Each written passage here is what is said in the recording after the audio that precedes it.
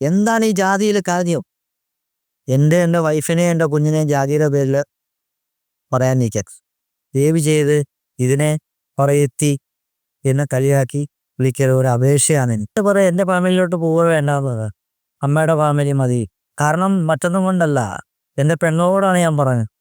വേറെ ആരോടും എനിക്കൊരു വൈരാഗ്യവും ഒന്നുമില്ല. പക്ഷെ എൻ്റെ പെങ്ങളെന്ന് പറയേണ്ടതാ ഒരു വഴിക്ക് പറഞ്ഞതാ, എനിക്ക് ജീവനാവേ. പക്ഷെ അവൾ പറയണ ഓരോ വാക്ക് ഞാനിപ്പോഴും പറയണേ, എന്നെ എന്ത് വേണമെങ്കിലും പറഞ്ഞോട്ടെ, എൻ്റെ വൈഫിനെയും എൻ്റെ കുഞ്ഞിനെയും ജാതിയുടെ പേരിൽ പറയാൻ നിൽക്കരുത്. പക്ഷെ ഇപ്പോഴും ഞാൻ പറയണത്, അവൾക്ക് 2 പെൺകുഞ്ഞുങ്ങളാണ്. അയ്യപ്പസ്വാമി ആയുസ്സും ആരോഗ്യം അവർക്കും കൊടുക്കട്ടെ എന്നാണ് പ്രാർത്ഥിക്കുന്നത്. അതേപോലെ ഒരു മനസ്സ് കാണിച്ചാൽ, അതായത് പറയാൻ പറ്റാത്ത വാക്കുകളാണ്. എന്താണ് ഈ പറയത്തി, അല്ലെ എന്താണ് ഈ പറയര്, എന്താണ് ഈ പുലയര്, അല്ലെ എന്താണ് ഈ കുറവര്, എന്താണ് ഈ നായര്, എന്താണ് ഈ ഈഴവര്? അതിലൊരു കാര്യം ഒന്ന് പറഞ്ഞതാ, ഈ അറിവുള്ളവരോട് പറഞ്ഞ എന്താണ് ഈ ജാതിയിലെ കാര്യം? ജാതി എന്താണ്? ഈ 33 കോടി ജനങ്ങളുണ്ട്, എല്ലാവരും നായന്മാരാണോ? സത്യം നായന്മാരാണോ? അല്ല ഈഴവരാണോ? ഒന്നും അല്ല, എല്ലാ മനുഷ്യരും ഒന്നാണ്. ഞാൻ നല്ലൊരു രാഷ്ട്രീയപ്രവർത്തകൻ, ഞാൻ സംസാരിച്ച് തുടങ്ങി കഴിഞ്ഞാൽ പിന്നെ ഈ ചാനലിന് കൂടെ നിൽക്കില്ല. ഞാൻ അതുകൊണ്ട് ഭൗതിക്കെടുക്കുന്ന ഒരാളായിരുന്നു. എനിക്ക് കുഞ്ഞുണ്ടായി, എനിക്ക് എൻ്റെ പെണ്ണുമ്പിള്ള വന്ന് എൻ്റെ കുഞ്ഞുണ്ടായപ്പോൾ എൻ്റെ സകലിൽ ഞാൻ മാറി. ഇപ്പം ഞാൻ പണിക്ക് പോയാൽ പണി കഴിഞ്ഞാൽ വീടുമായ പണി, ഇതാണ് എൻ്റെ രീതി. അതുകൊണ്ട് എൻ്റെ കുടുംബക്കാരോട് മാത്രമായിട്ട് എനിക്ക് പറയാനൊന്നുമില്ല, എൻ്റെ പെങ്ങളോട് മാത്രമേ പറയാവൂ. ദയവ് ചെയ്ത് ഇതിനെ പറയെത്തി ഇതിനെ കളിയാക്കി വിളിക്കരുത്. ഒരു അപേക്ഷയാണ് എനിക്ക്. അത് വിളിച്ചാലുള്ള ഭവിഷ്യത്ത് എന്താന്ന് അവൾ ഇനി അറിയും. ഒന്നറിയിച്ചതാണ് ഞാൻ, ഒന്നറിയിച്ചതാണ്. ഇത് 2ാമത്തെ പ്രാവശ്യമാണ്. ഫോണിൽ കൂടെ വിളിച്ച് പറയുന്ന റെക്കോർഡിങ് ഫുള്ളുണ്ട് നമ്മുടെ കയ്യിൽ. പക്ഷെ ഞാനതൊക്കെ ഒരു കംപ്ലൈൻ്റ് ആയിട്ട് എഴുതി കൊടുത്താൽ ഇത് എവിടെ പോയി നിൽക്കുമെന്നറിയോ? കാരണം നായന്മാരും ഈഴവരുടെ കൂട്ടല്ല സാമ്പവ സമുദായം, പട്ടികജാതി വർഗം പല തലമുറകളും നേരിടേണ്ടി വരും. ഇറങ്ങിപ്പോരാൻ വയ്യും, ജാമ്യമില്ലാ വകുപ്പിനകത്ത് പോവും. അത് അറിയണമെങ്കിൽ എറണാകുളം പട്ടികജാതി വർഗ വിഭാഗത്തിലൊരു സർക്കിൾ ഇൻസ്പെക്ടർ ഉണ്ട്, ഒരു ലേഡിയാ, യെസ്, ആ ലേഡിയോട് ചോദിച്ചാൽ കറക്റ്റ് പറയും. ഒന്ന് ഞാൻ വിചാരിച്ചതാണ്, പിന്നെ ഞാൻ വിചാരിച്ചു എൻ്റെ രക്തമാണ് അതും.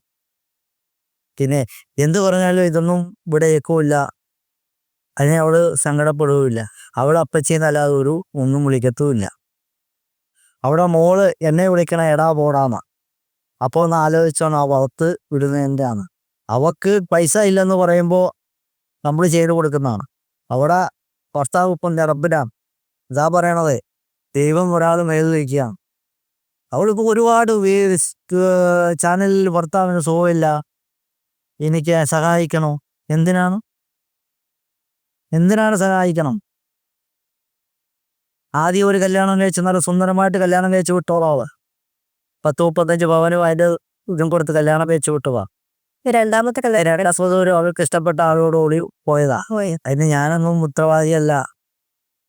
ഇപ്പൊ വാടകയ്ക്കാ താമസിക്കണേ, അതിന് ഞാൻ ഉത്തരവാദിയല്ല. ഇപ്പൊ ഞാൻ ഒറ്റ കാര്യം, എനിക്ക് കിട്ടുന്ന പൈസ മൊത്തം ഞാൻ അങ്ങോട്ട് കൊടുക്കണമെന്ന് പറഞ്ഞാൽ നടക്കുന്ന കാര്യമല്ലത്. എൻ്റെ ഉണ്ടെങ്കിൽ ഞാൻ കൊടുക്കും. എന്നിട്ട് പറയിച്ചിടെ ഇതൊക്കെ എന്താണ് അർത്ഥം? അപ്പം എൻ്റെ കൂടെ പറഞ്ഞ സഹോദരിയോട് എനിക്ക് ഒന്നേ പറയാനുള്ളൂ, ദയവ് ചെയ്ത് ജാതി മതത്തിൻ്റെ പേരിൽ വിഷയങ്ങൾ ഉണ്ടാക്കരുത്. ഈ കുഞ്ഞിനെ നിങ്ങൾ നല്ലതായിട്ട് പ്രോത്സാഹിപ്പിക്കുക, എന്നെ സപ്പോർട്ട് കൊടുക്കുക. അവളൊന്നു രക്ഷപ്പെട്ട് കഴിഞ്ഞാൽ നിങ്ങൾക്കും നല്ലതാണ്. കാരണം എനിക്കല്ല, അവൾക്ക് പറയാം എൻ്റെ ആധാരം മോളാ എന്ന് പറയാം. അതുകൊണ്ട് ദയവ് ചെയ്ത് ഇത്രയും മാത്രമേ എനിക്ക് പറയാനുള്ളൂ. അപ്പൊ ചേച്ചിയുടെ വീട്ടിൽ നിന്നുള്ള അഭിപ്രായങ്ങളൊക്കെ എന്താ? വീട്ടുകാരുടെ അഭിപ്രായങ്ങളൊക്കെ? എൻ്റെ വീട്ടിൽ നിന്നുള്ള അഭിപ്രായം, ഞാൻ ചേട്ടനെ കണ്ടപ്പോൾ തന്നെ ആ നാളിൽ തന്നെ ഞാൻ എൻ്റെ വീട്ടിൽ പറഞ്ഞു, ഇങ്ങനെ ഒരാളോട് എനിക്ക് സ്നേഹമുണ്ട്. വീട്ടിൽ തന്നെ ഞാൻ പറഞ്ഞു. അപ്പോൾ എൻ്റെ വീട്ടിൽ എൻ്റെ അച്ഛൻ പറഞ്ഞിട്ടുണ്ട്, നിനക്ക് പറ്റിയതും നിന്റെ കൂടെ ജീവിക്കാനുള്ളതും കഷ്ടത്തിലും ദുഃഖത്തിലും ദുരിതത്തിലും നീ അതിനൊക്കെ തയ്യാറാകുന്ന ഒരു പുരുഷനാണെങ്കിലും നിനക്ക് അത് യോജിച്ചതാണെങ്കിൽ നീ ഏറ്റെടുത്തോളാൻ പറഞ്ഞു. പിന്നെ ഞങ്ങൾക്ക് വയസ്സും പ്രായമൊക്കെ ആയി, എപ്പോഴെപ്പോഴും ഞങ്ങൾ കാണുകയല്ല എന്നത് പറഞ്ഞേ. നീ തിരഞ്ഞെടുക്കുന്നത് ഏതിനാണെങ്കിലും അച്ഛനുണ്ടാവും, അമ്മയും കൂടെ ഉണ്ടാവും എന്നൊരു വാക്കെന്നോട് പറഞ്ഞു. അങ്ങനെ പറഞ്ഞപ്പോൾ തന്നെ ആ വാക്കിൽ കിട്ടിയ ധൈര്യമാണ്. ആ വാട എത്ര കഷ്ടം തന്നാലും സ്വന്തമായി അനുഭവിച്ചാൽ ആരുടെ അടുത്തും പരാതി പറയാറ്. കാരണം നിങ്ങളുടേതായ സ്നേഹത്തെ എപ്പോഴും നിങ്ങളത് നോക്കിയും കണ്ട് നിന്ന് ജീവിതം എന്ന് പറഞ്ഞ ഒന്നുള്ളൂ, അത് അതിൽ കൂടെ അവസാനിപ്പിച്ചോളണം. പിന്നെ അവിടെ പരാതി പറഞ്ഞ് ഇവിടെ പരാതി പറഞ്ഞ് അങ്ങോട്ടും ഇങ്ങോട്ടും ഓടി നടന്നൊരു ജീവിതമല്ല. ഉറച്ച് ഒരു സ്ഥലത്ത് നിന്ന് ജീവിച്ച് പൊരുത്തി തന്നെ ജീവിച്ചോ. എങ്ങനെയൊക്കെ ജീവിതം നമുക്ക് ജീവിതത്തിലേക്ക് വരുന്ന എല്ലാത്തിനെയും തരണം ചെയ്ത് ജീവിക്കാനുള്ള കഴിവ്, ആ ഒരു സംഭവം നമുക്കുണ്ടെങ്കിൽ നമ്മൾ വിജയിച്ചു പോകും. വേറെ നിങ്ങൾക്ക് ഇഷ്ടപ്പെട്ട ഏത് പുരുഷനാണെന്ന് വെച്ചാൽ ഇവിടെ കൊണ്ടുവരണം. അങ്ങനെ ഒരു വാക്ക് വരാൻ പറഞ്ഞു. ഞാൻ നൃത്തം സ്നേഹിച്ചിരിക്കുമ്പോൾ തന്നെ ചേട്ടാ ഇന്ന പോലെ അച്ഛൻ പറഞ്ഞിട്ടുണ്ട്, അച്ഛനൊന്ന് കാണണം എന്ന് പറഞ്ഞ വേറെ തന്നെ എൻ്റെ ഒപ്പം വന്ന് ഞങ്ങൾ അന്ന് വെറുതെ ഒരു കുഞ്ഞു ഓല പേരില ഒരു കുടില അതുവരെ കണ്ട് ഇങ്ങനെ അതിശയപ്പെട്ടുപോയി ചേട്ടൻ കണ്ടപ്പോൾ. കരഞ്ഞോണ്ട് അവിടെ നിന്ന് ഇറങ്ങിയത് ശരിക്കും പറഞ്ഞ്. കാരണം പിന്നെ ആ ഒരു അവസ്ഥ ഊരയിലാണെങ്കിൽ കലാകാരന്മാർക്ക് എപ്പോഴും ഒരു കുറവില്ലാത്ത രീതിയിൽ ചെന്നാടകത്തിന് പോകണം, പാട്ടിന് പോകണം, അങ്ങനെയൊക്കെ ഉണ്ട്. ഞങ്ങളുടെ സന്തോഷം അതാണല്ലോ. ഞങ്ങളിങ്ങനെ ഒരു സ്ഥലത്ത് താമസിച്ചിട്ട് അവിടെ നിന്ന് വിറ്റ് ഇങ്ങനെ മാറി മാറി വരുമ്പോൾ ഇങ്ങനെ വന്നു കഴിയുമ്പോൾ തന്നെ നമ്മൾ സ്തംഭടിച്ചിരിക്കുന്ന സ്ഥലം ഉണ്ടല്ലോ, അവിടെയാണ് ഒരു പൂര വെച്ചിരുന്നത്. പിന്നെ വന്നു കഴിഞ്ഞ് ഞാൻ തന്നെ സംസാരിച്ച് ഞങ്ങൾ തിരിച്ചു വന്നു. അച്ഛനോട് ചോദിച്ച് മോളെ എനിക്ക് എത്തിച്ച് തരുമോ അതോ. അപ്പം മോളെ ഇവിടെ ഇഷ്ടമാണ്, ഇപ്പോൾ എത്ര വരെ പഠിച്ചു, ആദ്യത്തെ ചോദ്യമോ എവിടാണ് വീട്, എന്താണ് ജാതി, ഇപ്പം ഞാൻ മുന്നിട്ട് പറഞ്ഞിട്ടുണ്ടായിരുന്നോ ഇതെല്ലാം പറയേ. പോറ്റാൻ തയ്യാറുണ്ടെങ്കിൽ കൊണ്ടുപോവാം, അത് നാടൻ ശൈലിയിലൊക്കെ പറയേ. അങ്ങനെ ഞങ്ങൾ തിരിച്ചു വന്ന് വളരെ സന്തോഷമായിട്ട് ഇവിടെ ജീവിച്ചു. ഒരു ഒറ്റയുണ്ടായി ഒന്ന്, അതിലും ഞങ്ങൾ സന്തോഷിച്ചിരിക്കും. പിന്നെ ഇത്രയും നാളായിട്ട് ഒരു ദുഃഖം മാത്രം ഞങ്ങളുടെ മനസ്സിൽ കിടന്ന്, എൻ്റെ മനസ്സിൽ കിടന്ന് തേങ്ങണം. കൊച്ചിത്രയായി 18 വർഷമായി വാടകയ്ക്ക് ഇങ്ങനെ താമസിച്ച് കിടക്കണം.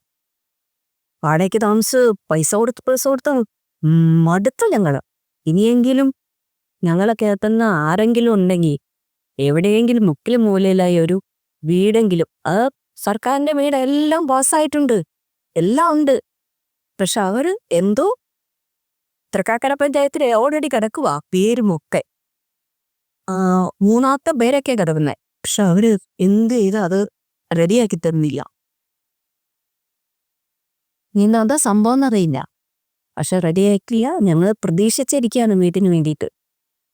ആ ഒരു ദുഃഖം മാത്രമേ ഉള്ളൂ. പെൺകുഞ്ഞായതുകൊണ്ടാണ് ഏറ്റവും ഒരു ദുഃഖം എനിക്ക്. അത് ഉണ്ടാവും തീർച്ചയായിട്ടും.